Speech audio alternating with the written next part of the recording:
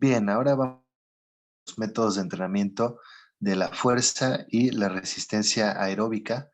Es necesario comprender estos métodos que ya están establecidos para poder entender también cómo funcionan y cómo son las intervenciones que se han hecho para el tratamiento de las complicaciones que tiene el síndrome de ovario poliquístico. Entonces vamos a dividirlo en métodos de la fuerza y en métodos de la resistencia aeróbica. Así es como lo vamos a hacer. Aquí está el temario, muy sencillo. Entonces vamos a comenzar viendo la fuerza. Vamos a ver que hay estas dos modalidades, que es el entrenamiento de fuerza y resistencia aeróbica.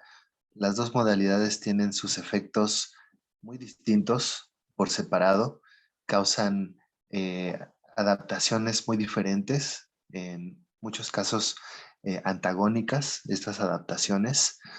Pero bueno, vamos a ver cuáles son los métodos de entrenamiento. Para definir la fuerza, ¿qué es la fuerza? Pues en sí la fuerza es una capacidad motora que se da por la acción conjunta entre dos sistemas, el sistema nervioso y el sistema muscular, que se coordinan para generar tensión y producir fuerza. Y también al producir tensión y fuerza se podría producir movimiento, pero no es un requerimiento necesario. Con que haya tensión ya tenemos la fuerza. Hay varias modalidades para trabajar la fuerza.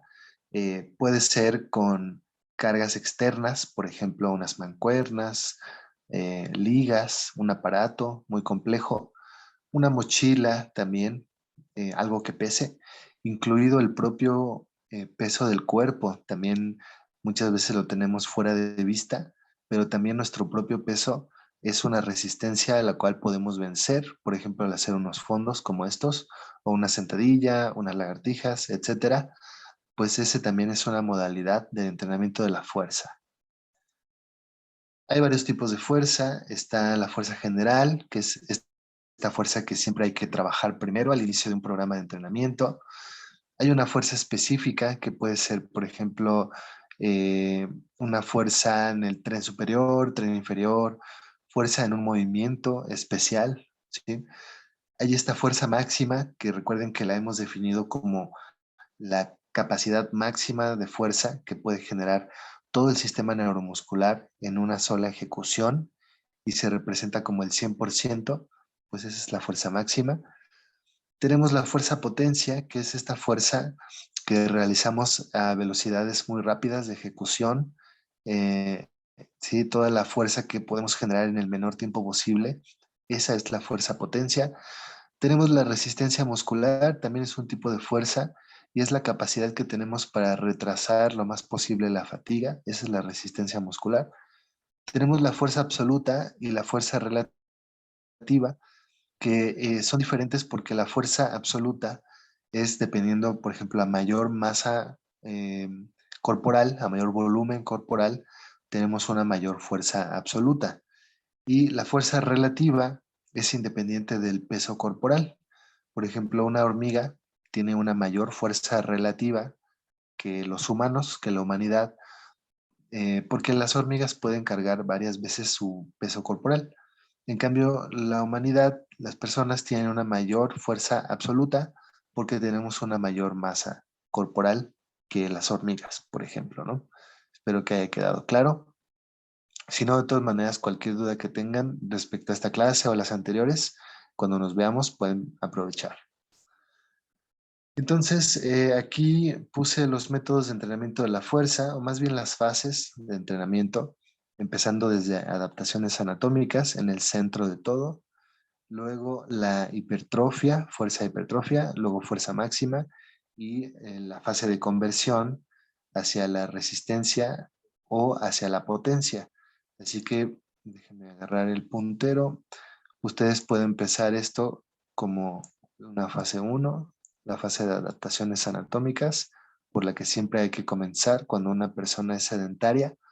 De ahí ya pasaríamos a la fase 2, hipertrofia muscular. De ahí ya podríamos pasar a la fase 3, fuerza máxima. Y de ahí ya nos dividimos y vamos a ir a la fase 4, que es esta fase de conversión. ¿Ok? Sí tendríamos que transitar por cada una de estas fases. Vamos a empezar a describir la fase de adaptación anatómica porque esta fase es primordial justo para trabajar el tejido conectivo con estímulos pequeños que únicamente van a alterar o que van a estimular este tejido conectivo. Lo que sucede es que el tejido muscular esquelético gana muy rápido fuerza, ¿sí? Porque una de las primeras adaptaciones al entrenamiento de la fuerza es el mayor reclutamiento de motoneuronas. Y al tener más neuronas motoras reclutadas, podemos reclutar más fibras musculares y esto nos da un aumento inmediato de la fuerza desde la primera semana de entrenamiento. Por lo tanto, el sistema muscular puede cargar pesos o cargas mucho mayores a las que podría soportar el tejido conectivo, las articulaciones, los tendones. Eso nos da un riesgo de lesión importante. Por lo tanto, esta fase de adaptación anatómica está centrada principalmente en fortalecer las articulaciones para que puedan soportar las cargas que siguen en procesos futuros de entrenamiento. Bien. La forma de trabajar esta adaptación anatómica, o si quieren llamarle fase de acondicionamiento, pues es con un circuito, ¿sí?, de fuerza-resistencia. La naturaleza de esto es un circuito full body en donde se trabaja un ejercicio por cada grupo muscular, pudiendo tener un circuito tan chiquito como 4 ejercicios hasta un poco más grande como un circuito de 12 ejercicios.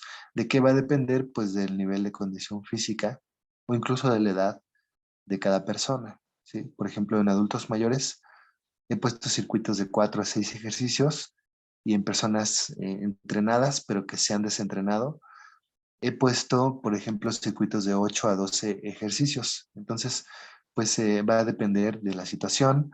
El porcentaje de intensidad es muy bajito. Miren, habíamos dicho que esto es muy poca intensidad, no se trabaja nada. Pero recuerden que la idea es la adaptación anatómica. Entonces vamos a hacer de 15 a 20 repeticiones submáximas. ¿Sí? Si bien si nosotros vemos otra vez la tablita del 1RM y la referencia, 30-40% no corresponde a 15 a 20 repeticiones, lo que quiere decir que nosotros vamos a hacer 15 a 20 repeticiones muy fáciles, ¿sí? Aunque podamos hacer más repeticiones con un peso más ligero, vamos a hacer únicamente 15 a 20 repeticiones submáximas.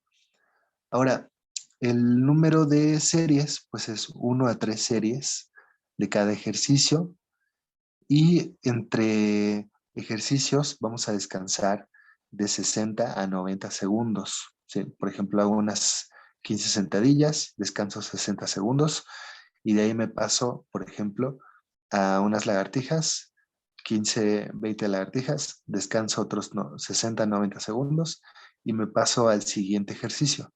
Una vez que acabo mi circuito, voy a descansar de 1 a 3 minutos entre circuitos. Esta es la densidad, ¿se acuerdan? 60, 90 segundos entre ejercicios y la densidad entre circuitos es de 1 a 3 minutos, ¿no? Ese es el tiempo de recuperación. Bien, entonces esta es más o menos la forma de trabajar. Hay una versión para principiantes y hay otra versión cuando tienes personas ya un poco más entrenadas, pero vamos a centrarnos en esta versión para principiantes. Aquí hay un ejemplo con un circuito de 6 ejercicios, los numeré aquí. Algo importante es la alternancia entre el tren superior y el tren inferior. Pueden observar aquí que este circuito empieza con el press de pecho, ¿sí?, fortaleciendo pectoral, tren superior, y luego la sentadilla, tren inferior, luego el remo, tren superior, espalda, luego esta flexión de cadera en silla, tren inferior, luego este press de hombros con mancuernas, tren superior, y terminando con una elevación de talón, con tren inferior. Aquí es cuando haríamos esta pausa para descansar 1 a 3 minutos y volveríamos a empezar con nuestra segunda serie, ¿no? Otra vez. Este es un circuito típico de adaptación.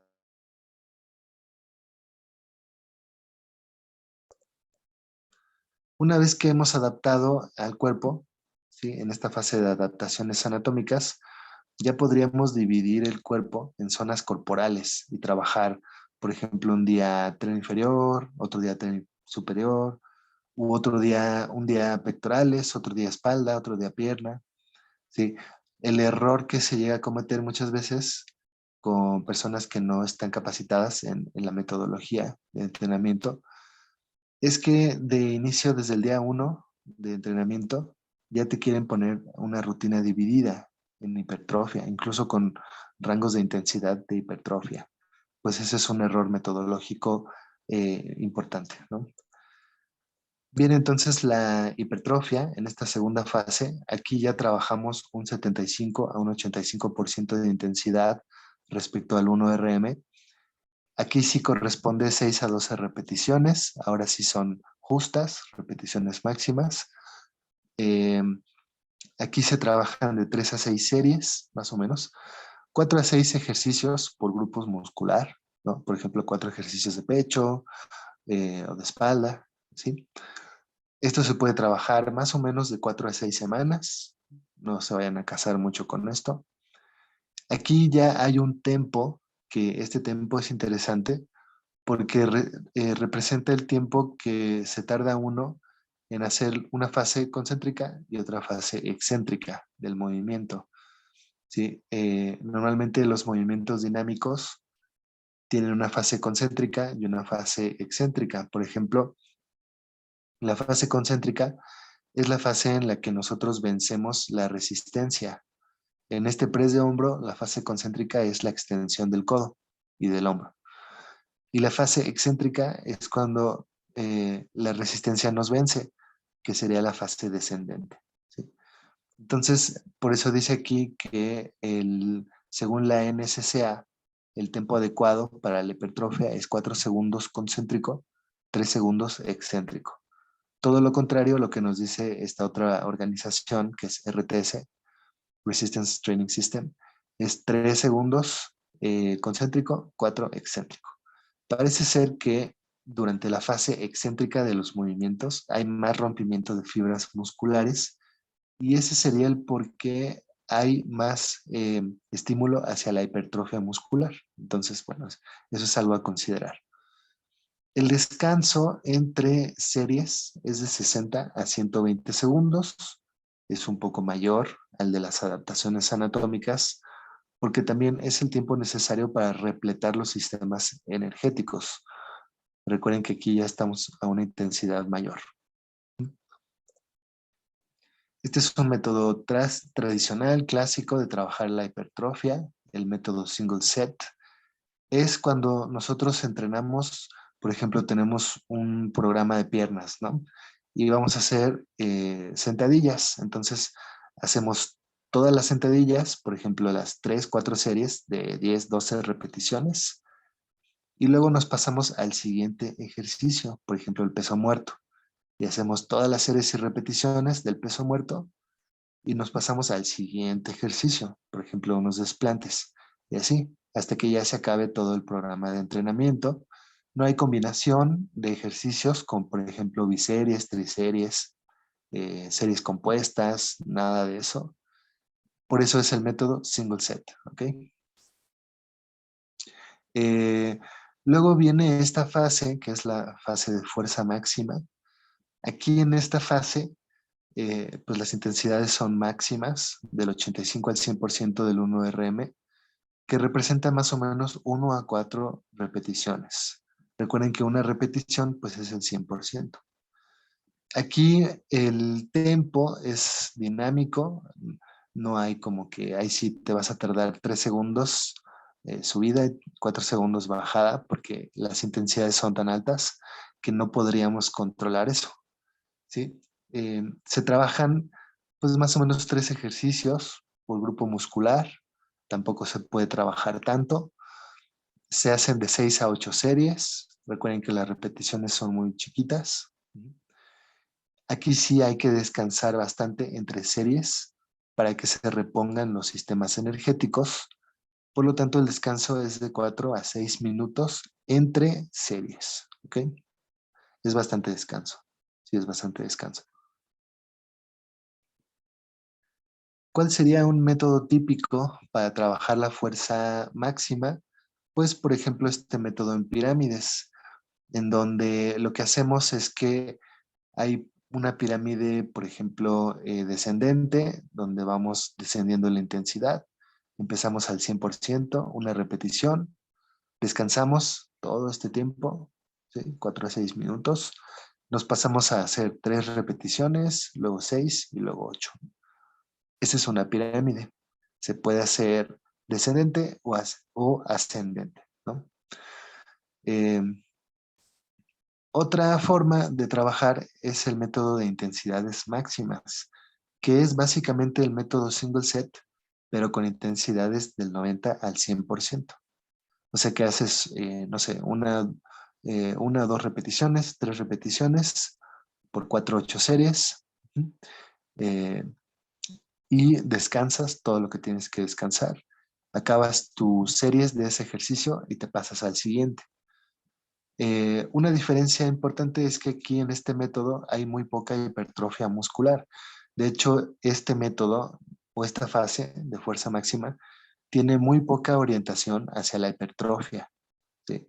Porque precisamente la idea es reclutar el mayor número de fibras musculares o de motoneuronas, ¿sí? Aumentar la reclutación de motoneuronas para aumentar la fuerza, no tanto la hipertrofia muscular. Entonces, la diferencia entre este método en pirámide es que aquí sí hay hipertrofia muscular, aunque no sea la orientación, y en el método de intensidades máximas hay muy poca hipertrofia muscular, pero sí hay muy buen incremento de la fuerza máxima, ¿sí? Y pues ya nos vamos a esta cuarta fase, que es la fase de conversión. En esta fase es donde hay que decidir pues qué queremos, dependiendo pues quiénes somos, ¿no?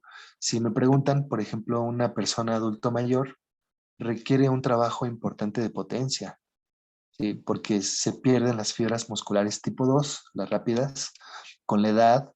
Entonces, con esta pérdida de fibras rápidas, disminuye la velocidad de la marcha y eso ya se ha estudiado que da un riesgo de caída importante y de una fractura tras una caída.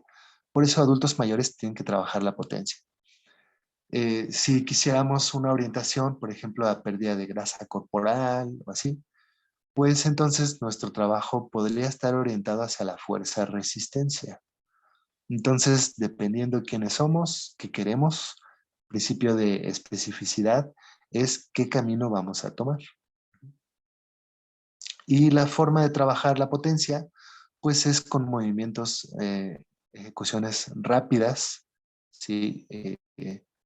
Mucha velocidad, movimientos explosivos, como por ejemplo una sentadilla con salto o una lagartija con aplauso.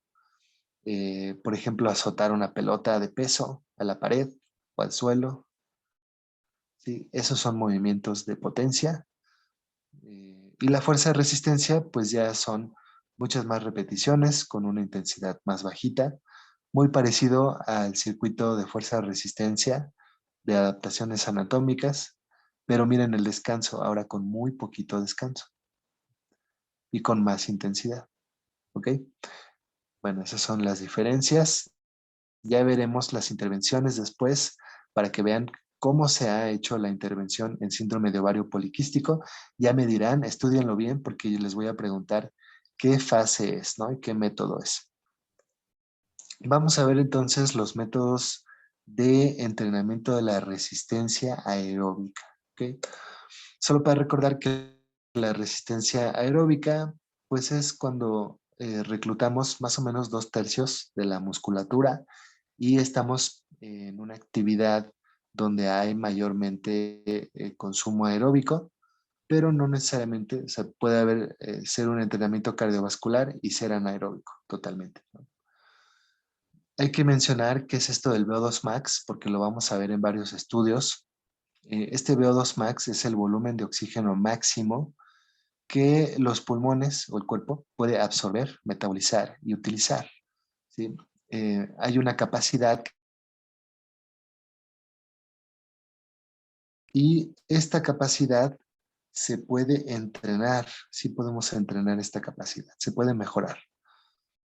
La forma de medir esta capacidad es, por ejemplo, con una espirometría en laboratorio y de manera indirecta y de campo con pruebas físicas, ¿ok? Como test de Cooper. ¿De qué depende la tolerancia individual de una persona al ejercicio? Pues de su capacidad de VO2 max, pero también qué volumen de oxígeno requiere para realizar ejercicio submáximo y de la tasa en la cual el VO2 se eleva durante un tránsito aeróbico anaeróbico. ¿Sí? Esto es la cinética del consumo de oxígeno. Esta cinética es una tasa agotable de fosforilación oxidativa, aumentos repentinos en la demanda de energía. ¿Sí? A mayor cinética del VO2, mientras más rápido, ¿sí?, ocurre, hay menos déficit de oxígeno de los tejidos, hay menos degradación de fosfocreatina y de glucógeno y hay menos acumulación de lactato y de hidrógeno. O sea que nos conviene tener una cinética de consumo de oxígeno veloz, ¿sí?, mayor. Vemos, por ejemplo, aquí en esta tablita, aquí estamos como en reposo y luego comienza nuestra actividad y empieza a aumentar nuestra captación de oxígeno. En los primeros segundos, pues nuestro cuerpo no es tan eficiente para entrar directamente al metabolismo aeróbico. Por lo tanto, estamos usando, recuerdan, la reserva de ATP y la fosfocreatina. Por lo tanto, estamos obteniendo oxígeno, sí, pero tenemos que extraer oxígeno de los tejidos, de la reserva. ¿De dónde es la reserva? Pues, por ejemplo, de la mioglobina. Por eso tenemos este déficit de oxígeno, ¿sí?, que está aquí. Y luego ya entra nuestro metabolismo aeróbico y entramos en un estado estable. Esto es así cuando la intensidad del ejercicio es leve o moderada. Entramos a este steady state. No es así cuando el ejercicio supera el umbral del lactato.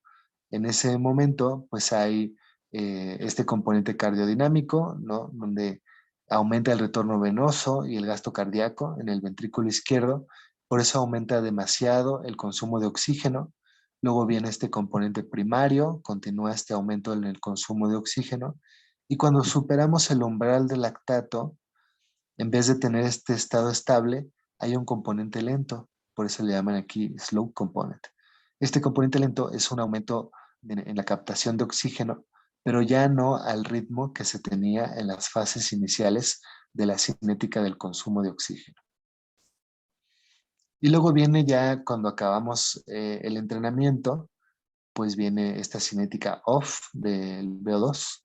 Hay una disminución en la captación de oxígeno hasta llegar a la fase de reposo. Pero para entonces, como tuvimos este déficit de oxígeno en las fases iniciales, sobre todo cuando es un entrenamiento de alta intensidad, vamos a tener esto que se llama déficit de oxígeno post ejercicio, ¿sí? No se vayan a confundir con la enfermedad pulmonar obstructiva crónica, porque este pues más bien es el exercise post oxygen consumption, ¿no? Está en inglés. Y se refiere a reponer este déficit de oxígeno que ocurrió en estas fases iniciales. Bien, pues esa es la grafiquita que ven cuando el entrenamiento es moderado y luego viene este exceso de consumo de oxígeno post ejercicio una vez que se termina el entrenamiento, ¿no? ¿Cuánto tiempo va a durar esto? Pues depende de cuál fue la intensidad a la que se trabajó. A mayor intensidad, esto dura más tiempo. A menor intensidad, este exceso de consumo es más cortito. Ahora, en este periodo hay una tasa metabólica elevada, ¿sí? Y hay consumo, por ejemplo, de grasas. Hay una tasa metabólica de grasas elevada. Por lo tanto, a mayor intensidad, ¿sí?, aunque la fuente energética en intensidades altas es la glucosa, pues hay oxidación de grasas en el post-entrenamiento. Mayor, mucho mayor que en un entrenamiento de intensidad moderada, en donde la principal fuente de energía son las grasas. Esa es una diferencia clave. Bien, ahora hay que mencionar este umbral de lactato, por si no lo ubicaban. Este umbral de lactato es un punto, ¿sí?, en donde el lactato, que es un desecho metabólico, está circulando en sangre, pero hay un punto en donde hay una intensidad de trabajo a la cual es un punto de inflexión en donde se dispara, ¿sí?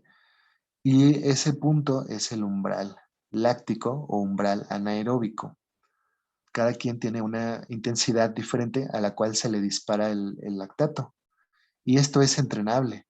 Una persona puede tener la misma capacidad del VO2 max que otra, pero si una persona de estas dos tiene un umbral láctico más alto, pues ahí tenemos una medalla de oro o una medalla de plata, ¿no? En las Olimpiadas, por ejemplo.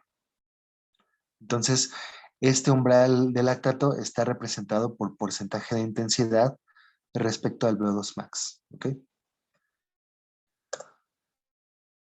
Bien, para irnos sobre los métodos de entrenamiento, aquí les acomodé de menor a mayor intensidad los métodos, ¿sí? Teniendo, por ejemplo, fraccionado de baja intensidad, el método más suavecito, más leve, luego el continuo extensivo, luego el continuo intensivo, luego el continuo variable y por último los métodos de alta intensidad, los métodos fraccionados, pero de alta intensidad, ¿no? Pues vamos a ir mencionando desde el más leve, que es el fraccionado de baja intensidad. En este método vamos a tener que hay dos intensidades, ¿sí? O hay dos fases, déjenme agarrar la plumita aquí, en donde hay la carga, ¿sí? La fase como activa y hay una recuperación que puede ser pasiva, ¿sí? Una recuperación total, o puede ser activa, donde le bajamos a la intensidad. A mí me gusta más cuando la recuperación es totalmente alto total, ¿ok? La duración de esto puede ser de 10 minutos a una hora y de hecho este método se puede entrenar varias veces al día, ¿sí? La fuente energética de este método son las grasas por la intensidad, ¿no? Es una intensidad muy leve. ¿Cómo sería esto? Pues imagínense que tienen, por ejemplo, un parque, ¿sí? Un parque. Y al recorrer este parque, se van a tardar, por ejemplo, pues unos 4 minutos. 4 minutos. Y después de estos 4 minutos, van a descansar, ¿sí? Ahora van a descansar 12 minutos. Si se acuerdan, la, eh, la proporción de esto es 1:3. Porque, bueno, 12 es 3 veces más que 4. Entonces la densidad es 1:3. Si nosotros hacemos esto, lo sumamos, son en total 16 minutos, ¿no? Totales. Si nosotros esto lo hacemos 2 veces, ¿sí? Pues ya tenemos un tiempo total de 32 minutos. Haciendo 2 bloques, ¿sí? De 4 minutos de acción por 12 minutos de recuperación. Una forma de progresar esto, pues es hacer ahora 1:2. 4 minutos de darle la vuelta y una recuperación de 8 minutos. ¿Sí? Esa sería una progresión y aunque el tiempo es menor, ahora es un bloque de 12 minutos y si lo hacemos 2 veces, ya tenemos 24 minutos. Aunque sea menos tiempo de trabajo, es una progresión porque disminuimos la densidad de la recuperación. ¿Sí? Es interesante ver esto. Uno puede ir modificando las variables conforme a su antojo, conforme a las condiciones, pero así es como se maneja un entrenamiento fraccionado de baja intensidad. Luego, cuando ya somos capaces de mantener la actividad por más tiempo, pues podemos tener un método continuo extensivo. No se vayan a casar con estos 30 minutos como mínimo, porque sí puede ser un continuo extensivo, etcétera. Sí. Ya a la duración máxima, pues 2 horas o más. Por ejemplo, un maratón, pues lo van a recorrer, no sé, en 3 horas o en 4 horas. ¿Sí? La intensidad de este método continuo extensivo es del 50 al 75% del VO2 max o de la frecuencia cardíaca de reserva. ¿Sí? Con ese tipo de entrenamiento hay utilización de grasas, es un entrenamiento oxidativo, hay una mejora en la circulación periférica, aumenta el VO2 max, mejora el trabajo cardíaco y nos sirve como recuperación, una carga de recuperación, por ejemplo, ante un dolor muscular. Por ejemplo, si hubo un trabajo láctico, pues este trabajo que no es láctico nos ayuda a eliminar ese lactato. Entonces, es el método continuo extensivo. Una progresión u otro método es el método continuo ahora intensivo, que es prácticamente lo mismo, pero con más intensidad. ¿Sí? El método extensivo era 50 al 75% y el continuo intensivo es 75 al 85%. Aquí ya hay utilización de glucosa, ya es un método que ronda entre el umbral láctico, ¿ok? Por lo tanto, bueno, pues por eso hay utilización de glucosa, hay trabajo del umbral láctico, hay mejora del riego coronario y periférico, hay crecimiento del músculo cardíaco y hay, importante, angiogénesis, ¿sí? Hay creación de nuevos vasos sanguíneos, nuevos capilares. La duración tiene que ser más corta, ¿sí? Ya no es como que puedas estar 2 horas al 85%, pues no podrías, ¿no? Luego viene este otro método que es el continuo variable.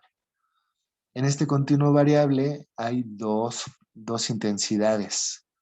Una intensidad más leve, que sería la recuperación, y la carga alta, ¿sí? Que sería pues la carga fuerte.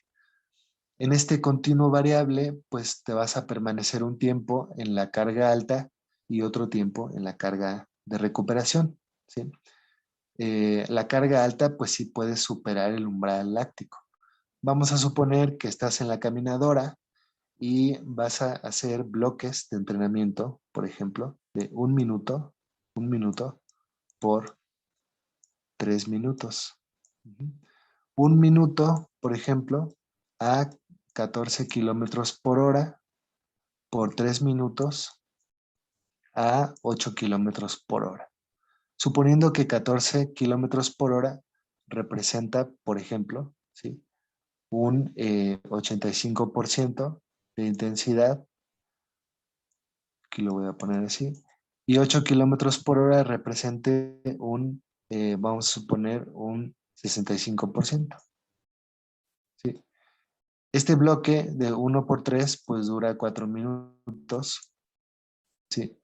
Y si tú lo realizas 4 veces, ¿sí? Por 4 veces, pues ya tenemos un programa de entrenamiento continuo variable de 16 minutos totales, ¿sí? Así es como se maneja. La densidad, pues recuerden que aquí es 1 a 3. También se puede ir progresando 1 a 2, 1 a 1. ¿Sí? Ay, no sé qué le moví. Pero así es como podríamos ir modificando. Ya sé que le moví. Ya.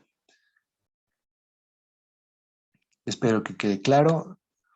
En este continuo variable también hay creación de vasos sanguíneos, hay también crecimiento de músculo cardíaco, hay una habilidad mayor para trabajar a mayor intensidad, o sea, trabajo del umbral láctico, ¿sí?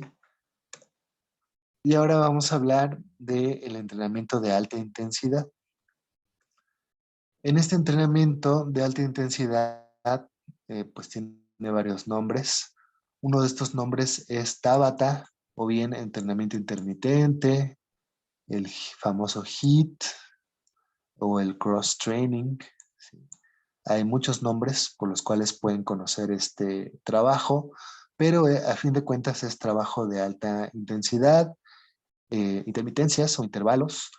Hay que tener cuidado con este concepto de alta intensidad porque las intensidades siempre son relativas para cada persona. Para lo que una persona representa, por ejemplo, una persona joven que puede correr una velocidad aeróbica máxima de 20 kilómetros por hora, pues su 50% es 10 kilómetros por hora. Esa es su intensidad relativa.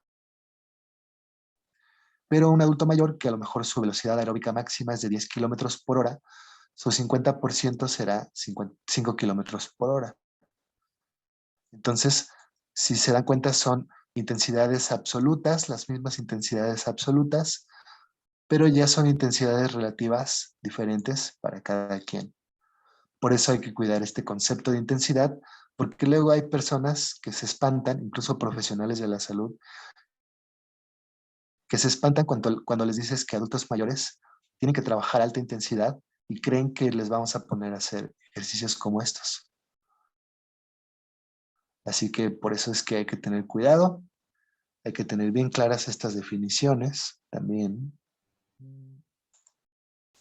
Entonces, estos métodos fraccionados o interválicos es un trabajo intenso, ¿sí? Que puede durar desde 5 segundos, muy cortito, a 8 minutos, ¿sí?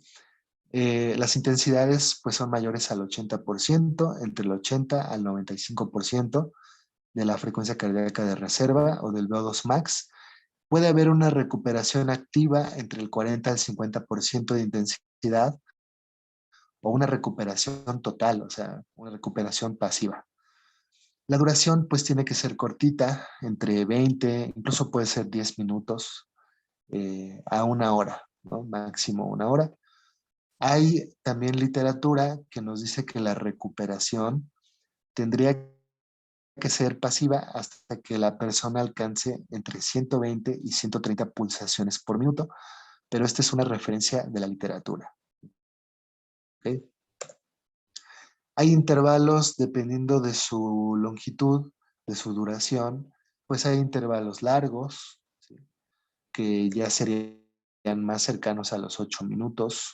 Hay intervalos medios que podrían ser pues de 2, 4 minutos e intervalos cortos que ya serían con duración de segundos, ¿no? 15, 20 segundos.